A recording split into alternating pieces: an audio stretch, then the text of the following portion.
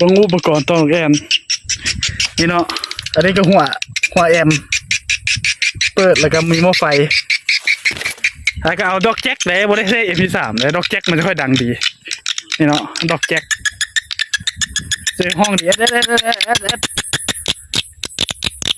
โอ้เจ็บหูเลยไกลเห็นบ่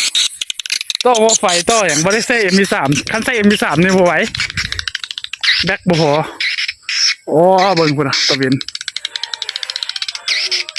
อากาศกำลังดีเบิ่งเดินต่อลูกแอน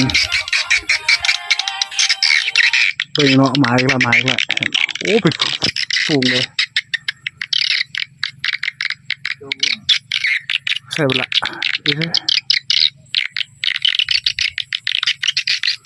มันจะลงบ่โอ้บุกร้ายมาพุ่นน่ะเต็มเลยจอบเนาะสิลงบ่นกแอ่นไปจอดนกแอ่น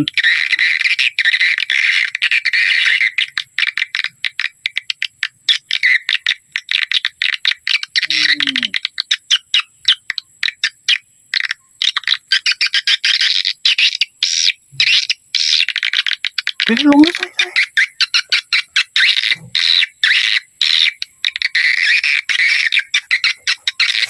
โอ้ขันมันถึงออกแล้วโอ้เดี๋ยวเชียวงอมเดี๋ยวซื้อมากิน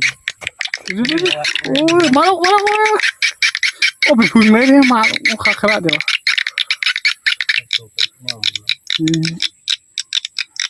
เซ็ตมึงเซ็ตเรียบร้อย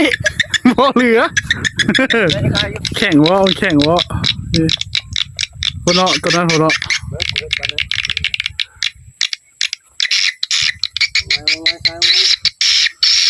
โอ้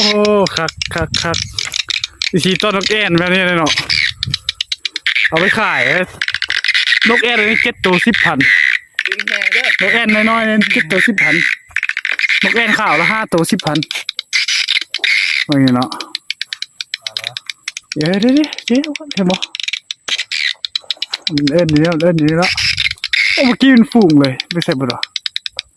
นี่จอยไปแล้วนกแอ่นตรงนี้นะสิได้บ่โอ้เรียบร้อยโอ้ตัวหัวเนาะโอ้อาศัยแล้วงอมเอาซื่อๆเนาะอาศัยฟุกเอาได้นี่เนาะเรียบร้อยอันนี้เนต่อมันอันนี้ตัวที่มันได้คนละแนวโอ้นกแอ่นแท้ๆนี่เนาะลองจับมันดูอย่าดิ้นหนีนะจับออกเลยนะสินกแอ่นนี่เนาะโอ้โตกระโบใหญ่ปานใดนกแอ่นนี่เห็นบ่ตัวนกแอ่นจับมันดูจับปีกถึงออกดูตายง่ายวะโอ้ได้เฉยเนาะตัวนั้นเด่นเลยมีตัวนี้โอ้ยตัวนี้มาอีกแล้วตัวนึงนี่เนาะเบิ่งเดี๋ยวมาแล้วลงมาแล้วเห็นบ่นี่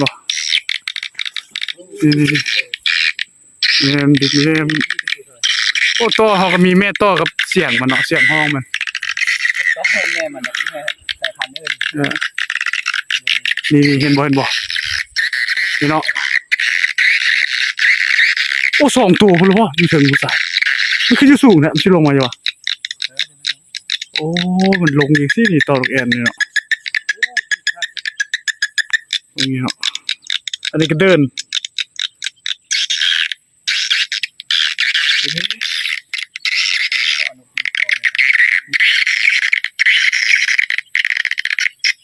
โอ้ลงมาใส่เกือบนี่เอาไปเรียบร้อยเลยโอ้ยบ่เนาะบ่เหลือแล้วดินเข้ามาเดินแน่โอ้ตัวนกแอ่นเรียบร้อยเห็นบ่นกแอ่นโอ้อย่างนี้เนาะถ้ามันมาสิเนาะนี่เนาะนกแอ่นนี่นกแอ่นบ่แม่นนกแอ่นตุ้งเต้นนี่เนาะเอ็นคอตัวบ่ใหญ่ปานใดนกแอ่นนั่นนี่เนาะ นกแอ่นแท้ๆสดๆเลยนกแอ่น